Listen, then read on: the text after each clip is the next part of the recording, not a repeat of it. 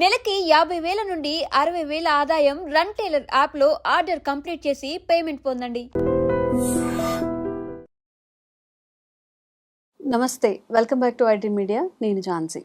So మోకాళ్ళ నొప్పులు, ఈ టాపిక్ గురించి అసలు అంతం లేదు, ఏమీ లేదు. ఎందుకంటే పెద్దవాళ్ళలో మోకాళ్ళ నొప్పులు చూసాము, ఇప్పుడు చిన్న చిన్న ఏజెస్లో కూడా ఈవెన్ 18-20 వాళ్ళల్లో కూడా మోకాళ్ళ నొప్పులు వస్తున్నాయి. ఇవి ఎందుకు వస్తున్నాయి అనేది మళ్ళీ ఒక పెద్ద కాన్సెప్ట్. ఎర్లీ ఏజెస్లో వచ్చినప్పుడు కానీ పెద్దవాళ్ళకి వచ్చినప్పుడు కానీ ఎలాంటి జాగ్రత్తలు తీసుకోవాలి, మన ఆయుర్వేదంలో మోకాళ్ళ నొప్పులకు ఎలాంటి రెమెడీస్ ఉన్నాయి, ఎలాంటి చికిత్సలు ఉన్నాయో తెలుసుకుందాము. ప్రస్తుతం అంతా ఉన్నారు డాక్టర్ లక్ష్మి గారు ఉన్నారు, బృహత్ ఆయుర్వేద హాస్పిటల్ నుంచి. నమస్తే మ్యామ్. నమస్తే. ప్రతిదానికి కరోనాని ముడిపెట్టడం అని కాదు, కానీ అక్కడ నుంచి ఆఫ్టర్ కరోనా, బిఫోర్ కరోనా ఆ సిచ్యువేషన్సే హెల్త్ ఇష్యూస్లో చాలా రిలేట్ అవుతూ ఉన్నాయి. ఈ మోకాళ్ళ నొప్పి వచ్చినా, సడన్గా చనిపోయినా, లేకపోతే షుగర్స్ వస్తున్నా కానీ అప్పుడు తీసుకున్న సమ్ వ్యాక్సిన్ వల్లనో లేకపోతే ఇంకేదో మెడికేషన్ వల్లనో అంటున్నారు. నిజంగా అలాంటిది ఏమైనా జరుగుతుందా, లేకపోతే ఓన్లీ మన హ్యాబిట్స్ వల్లనే ఇట్లా కొని తెచ్చుకుంటున్నామా మోకాళ్ళ నొప్పుల్ని ఎర్లీ ఏజెస్లో? యాక్చువల్లీ కరోనా అనేది ఏం చేస్తుంది మనకి, ఏమైంది కరోనా తర్వాత అనేది ఒకసారి చూసుకుందాం. కరోనా తర్వాత మనకి ఏంటంటే బ్లడ్ వెజల్స్ థిక్కనింగ్ అయిపోయింది. సో ఇంజెక్షన్స్ వల్ల కానీ అథెరోస్క్లెరోసిస్ ఫామ్ అవడం, బ్లడ్ వెజల్స్ థిక్కన్ అవ్వడం, సో అక్కడి నుంచి ఇన్ఫ్లమేషన్స్ రావడం, ఇట్లాంటి కండిషన్స్ మనం చూసాం. అంటే బీపీ సమస్యలు రావడం, స్ట్రోక్ సమస్యలు, హార్ట్ ప్రాబ్లమ్స్ రావడం, ఇవి ఉన్నాయి. కానీ మోకాళ్ళ నొప్పులు అనేది ఏంటంటే మనకి బ్లడ్ సప్లై ఎక్కడైనా తగ్గిపోతుంది అనమాట. అథెరోస్క్లెరోసిస్ వచ్చిందంటే బ్లడ్ వెజల్స్ థిక్కన్ అయిపోయినాయి అంటే మనకి బ్లడ్ సప్లై తగ్గిపోతుంది. సో బ్లడ్ సప్లై తగ్గిపోయినప్పుడు ఎక్కడైనా సరే ఎడిమాస్ రావడం, ఇన్ఫ్లమేషన్స్ రావడం, డీజనరేషన్ రావడం, ఇట్లాంటివి కొన్ని కామన్ గా జరుగుతూ ఉంటాయి అన్నమాట. సో అట్లా ఉండుండొచ్చు, కానీ దీనికి కరోనాకి డైరెక్ట్ రిలేషన్ అయితే లేదు.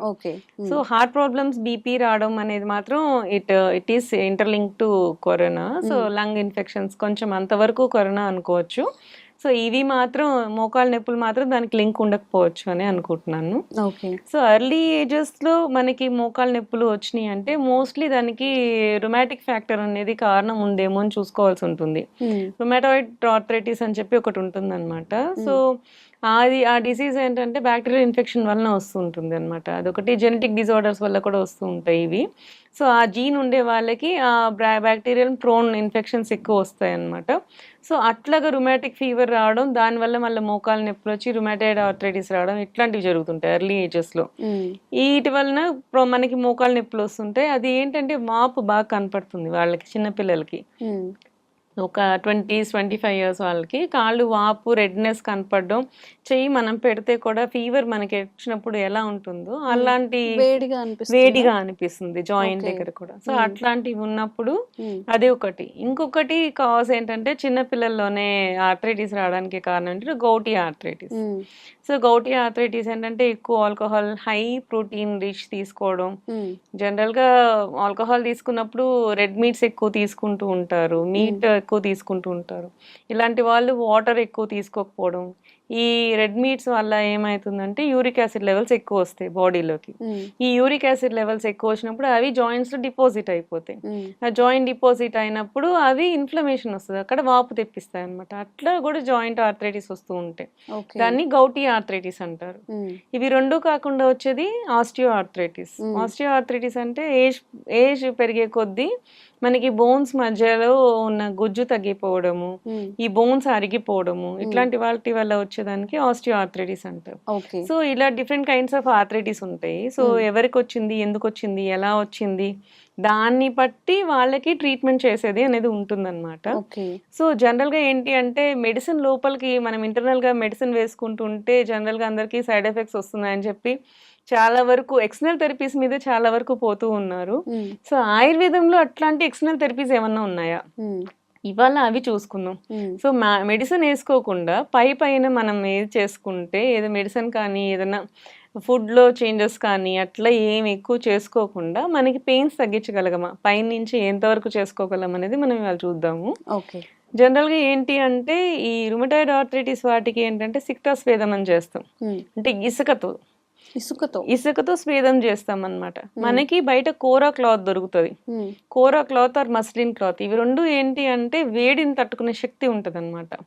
సో దీనికి మనము మనము మంచి ఇసుకని జల్లిస్తే ఫైన్ ఇసుక వస్తుంది. దాన్ని పొట్టలి కట్టి, సో దానికి స్పెసిఫిక్ ఆయిల్స్ ఉంటాయి, లైక్ కొట్టం చుక్కాది చూర్ణం, కొట్టం చుక్కాది తైలం అని చెప్పి అట్లాంటివి ఉంటాయి అనమాట. సో దాన్ని మనము స్పెసిఫిక్ ఆయిల్ ని మనం జాయింట్స్ దగ్గర రాసి ఈ ఇసుకతో మనం స్వేదం చేస్తాం అనమాట. అంటే దాన్ని వేడి చేస్తాం పెనం మీద, కొంచెం ఆయిల్ వేస్తాం, ఎరండు తైలం కానీ కొట్టం చుక్కాది తైలం కూడా దొరుకుతుంది. అలాంటి స్పెషల్ ఆయిల్స్ ఉంటాయి. ఆయిల్ నీసి వేడి చేసి ఈ ఇసుకతో ముడికట్టి చేస్తామో దాన్ని పొట్టలి అంటాం. సో ఆ పొట్టలిని దాన్ని పెట్టి ఆ లోకల్ జాయింట్ దగ్గర మనం చేస్తూ ఉంటాం, మర్దనలాగా చేస్తూ ఉంటాం, ప్రెస్ చేసి పెడుతూ ఉంటాం. సో అదేం చేస్తుంది అంటే లోపల ఉన్న ఇన్ఫ్లమేషన్ ని తీసేస్తుంది, వాపుని లాగేస్తుంది అనమాట. సో అలా చేస్తూ ఉంటాం. ఇది ఒక ప్రాసెస్. ఇంకొకటి, ఆ ఇసుక బదులు మనం పత్ర పొట్టలి స్వేదం అని చేస్తాం. పత్రము అంటే ఏంటి? లీవ్స్. సో దీనికి స్పెషల్ లీవ్స్ ఒకటి ఉంటాయి మనకి. బయట జిల్లేడాకులు దొరుకుతాయి కదా, జిల్లేడాకులు, ఆముదమాకులు, డ్రైవి తీసుకోవచ్చు, వెట్వి కూడా తీసుకోవచ్చు.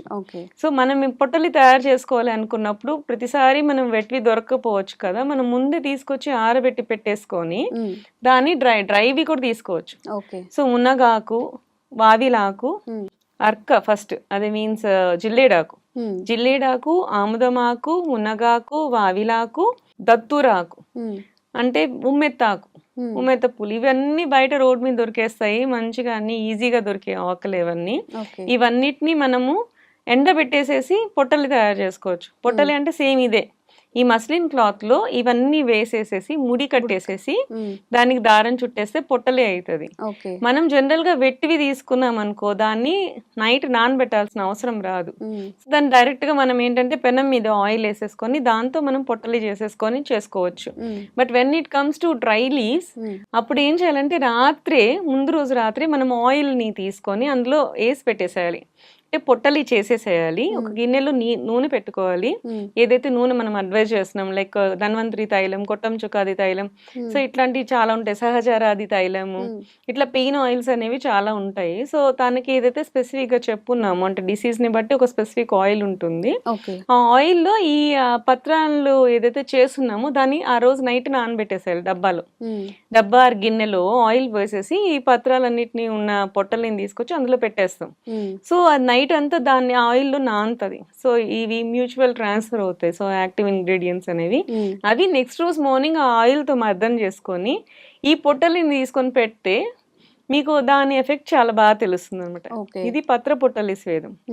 సో ఇది కాకుండా మళ్ళీ పొడికిజీ అని అంటాం, అంటే పౌడర్ తో చేసే స్వేదాలు అనమాట. సో స్పెసిఫిక్ పౌడర్స్ బయట మనకు దొరుకుతాయి అనమాట. ఈ కొట్టం చుక్కది చూర్ణం కూడా దొరుకుతుంది.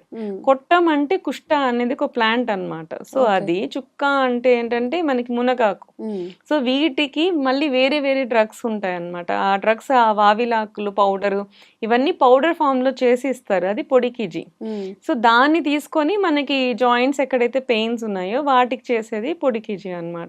సో దాన్ని పెట్టి చేసుకుంటుంటే వాళ్ళకి తగ్గుతూ ఉంటది అనమాట. సో ఇట్లాంటి రకరకాలు ఉంటాయి. ఇవన్నీ కేరళకి వెళ్ళి మనం చేయించుకోవాలంటే కష్టం అవుతుంది అనుకున్నప్పుడు ఈ ఇంగ్రీడియంట్స్ అన్ని బయట మనకు దొరుకుతాయి. సో ఆకులు, పత్రపుట్టలు మనం ఇంట్లో ఈజీగా చేసుకోవచ్చు. సో దాన్ని మనం ట్రై చేసుకొని కేరళ వైద్యాన్ని మనం ఇంట్లోనే చేసుకోవడానికి అవ్వచ్చు. సో మీకు మంచిగా రిలీఫ్ కూడా వస్తుంది, పెయిన్ ఇన్స్టెంట్ గా తగ్గుతుంది, ఇంటర్నల్ గా తీసుకోకుండా మీకు మజిల్ రిలాక్స్ అవుతుంది. కొంతమందికి ఏంటంటే జాయింట్ బిగుసుకుపోయి మూవ్మెంట్ కూడా రాదు. సో అట్లాంటి వాళ్ళకి సహచరాది తైలం, సహచరం అంటే మూవ్ చేయడానికి పనికి వచ్చేలాగా. సో ఆయుర్వేదం మోస్ట్లీ వర్డ్స్ ఏంటి అంటే వాటికి మనకి ఈజీగా గుర్తు పెట్టుకునేలాగే మనకి చెప్తారు. సహచరం అంటే మనం దాంతో పాటు నడవగలిగే కెపాసిటీ వచ్చేలాగా. సో సహచరాది తైలం అనేది దొరుకుతుంది. సో దాన్ని మనం యూజ్ చేసుకుంటే స్టిఫ్నెస్ వచ్చేసి మూవ్మెంట్ కూడా రాలేని వాళ్ళకి ఈ ఆయిల్ ని కాంబినేషన్ చేస్తాం మనం. ఈ కొట్టం చుక్కాది దాంట్లో సహచరం గురించి కలిపేసేసి దాన్ని మళ్ళీ పెట్టి అప్లై అప్లై చేసి దాన్ని మళ్ళీ పత్రపుట్టలి స్వేదం చేస్తూ ఉంటే మూమెంట్స్ అనేవి సరిగా మంచిగా అయ్యేలాగా వస్తుంది అనమాట. వస్తుంది. ఈ ఓకే. స్టిఫ్నెస్ తగ్గినప్పుడు కొంతమంది బాగా సన్నగా అయిపోతారు, ఎమాసియేషన్ వల్ల కూడా కాళ్ళ నొప్పులు వచ్చేస్తుంటాయి, సన్నగా ఉంటారు, ఉట్టిగా జాయింట్ అన్ని బ్రిటిల్ అయిపోతూ ఉంటాయి, ఓకే. వాళ్ళకి క్షీరవల్ల తైలం కూడా దొరుకుతుంది. సో పేషెంట్ ని బట్టి మనం ఆయిల్ మారుతుంది, and మనం వేసే పత్రపొట్టలియా లేకపోతే ఇది పొడి కీజీనా ఏది అనేది చూసి దాన్ని బట్టి మనం కీలా టైప్ ఆఫ్ ట్రీట్మెంట్స్ మనం చేస్తూ ఉంటాం మనం తీసుకోవచ్చు. హాస్పిటల్స్ లో. సో వాళ్ళకి ఏంటంటే ఒకసారి అడ్వైస్ చేసుకుని మేము వచ్చి చేసుకోలేము అనుకున్నప్పుడు ఒకసారి డాక్టర్ అడ్వైస్ తీసుకొని ఏ ఆయిల్స్ అనేది మనం సెట్ చేసుకుంటే ఇంట్లోనే హ్యాపీగా మీరు కూడా ట్రీట్మెంట్ తీసుకోవచ్చు, మీకు మీరు చేసుకోవచ్చు. ఇది ఓన్లీ ఈ కీళ్ళ నొప్పులు కాకుండా ఇట్లా బ్యాక్ పెయిన్స్ కి కూడా బ్యాక్ పెయిన్స్ కి వస్తుంది, నెక్ వచ్చి పొట్టలి అన్ని దగ్గరలో యూజ్ చేయొచ్చు. కొన్ని నెక్ పెయిన్స్ వస్తుంటాయి, నెక్ పెయిన్స్ వచ్చి హ్యాండ్ మూవ్మెంట్ చేయలేకపోతూ ఉంటారు, అట్లాంటి వాళ్ళకి కూడా వస్తుంది. అట్లాంటి వాళ్ళకి కూడా సేమ్ ఇట్లానే ఆయిల్స్ ఉంటాయి కదా, మూమెంట్స్ లేనప్పుడు సహచర తైలము, వాపులు ఉన్నప్పుడు కొట్టం చుక్కాది తైలము. సో ఇలాంటి వాటిని యూజ్ చేసి ఇవేదైతే పత్రపుట్టలి కానీ ఈ పొడి కిజీలు కానీ ఇవన్నీ కూడా యూజ్ చేసుకొని దాన్ని బట్టి మనం ఇక్కడ పెట్టుకోవచ్చు. నెక్ దగ్గర పెట్టుకోవచ్చు, హ్యాండ్ దగ్గర ఫ్రోజన్ షోల్డర్స్ అంటారు కదా, హ్యాండ్ దగ్గర పెట్టుకోవచ్చు, జాయింట్ పెయిన్స్ ఉన్న దగ్గర ఎక్కడ నీ జాయింట్ పెయిన్స్ ఉన్న దగ్గర పెట్టుకోవచ్చు, ఈ యాంకిల్ జాయింట్స్ గౌటీ ఆర్థరైటిస్ అంటే ఈ ఫింగర్స్ దగ్గర కూడా వాపులు వచ్చేస్తూ ఉంటాయి, ఈ పాదాల్లో వాపులు వచ్చేస్తూ ఉంటాయి, అక్కడ పెట్టుకోవచ్చు. ఇవి కాకుండా కూడా మనకి ఇంకా చాలా పొట్టలు ఉన్నాయండి. ఈ నవర కేజీ అని చెప్పి స్కిన్ గ్లోయింగ్ కి చేసే పొట్టలు ఉంటాయి, ఇంకా చాలా రకాల పొట్టలు ఉంటాయి. అవి ప్రస్తుతానికి మనము వీటి గురించి మాట్లాడుకుంటున్నాం కాబట్టి ఆస్టియో ఆర్థరైటిస్ కి, arthritic any kind of pains కి ఈ కైండ్స్ ఆఫ్ పొట్టలీలు చేసుకోవచ్చు మనం. ఫర్దర్ ఎపిసోడ్స్ లో ఇంకా చాలా పొట్టలు ఉన్నాయి, ఇలా ఇంకా చాలా టైప్ ఆఫ్ కేరళ ట్రీట్మెంట్స్ ఉన్నాయి. ఫర్దర్ ఎపిసోడ్స్ లో మనం తెలుసుకుందాం. ఓకే. సో మోకాళ్ళ నొప్పులకి మాత్రమే కాదు, ఫర్దర్ గా మనకి ఎలాంటి బాడీ పెయిన్స్ ఉన్నా కానీ బ్యూటీ రిలేటెడ్ కూడా ఉంటాయి, అవన్నీ కూడా తెలుసుకుందాము. మీకు ఎలాంటి ఆరోగ్య సమస్యలు ఉన్నా కూడా కామెంట్స్ రూపంలో తెలియజేయండి, తప్పకుండా వీడియో చేస్తాము. Thank you ma'am. Thank you.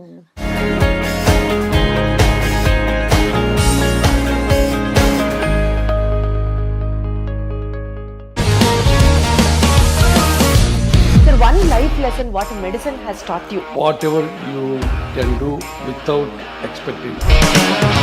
But I really believe మన పాజిటివ్ యాటిట్యూడ్ ఉంటేనే మనం ఏదైనా సాధించగలం. గట్ ని మనం కరెక్ట్ గా డీల్ చేసినట్లయితే అది మనకి పాజిటివ్ హార్మోన్స్ ని రిలీజ్ చేస్తుంది. షుగర్ వచ్చిన వాళ్ళ పరిస్థితి ఏంటి? పొట్ట దగ్గర పెరిగితే దాన్ని ఆండ్రాయిడ్ అంటారు, ఆండ్రాయిడ్ ఫోన్ కదా. అసలు థాట్స్ ఎందుకు వస్తాయి? బ్రెయిన్ డెడ్ అంటే దానికి ప్రపంచం అంతా కూడా కొన్ని నిర్దిష్టమైనటువంటి లక్షణాలు ఉన్నాయి. మానసికంగా ధైర్యంగా ఉంటే క్యాన్సర్ జయించవచ్చు. You are a doctor for a cause sir, అంతే. వాళ్ళకి వచ్చిన ఆదాయం కాకుండా ఫ్రీ సర్వీస్ ఎంతమందికో చేస్తారు.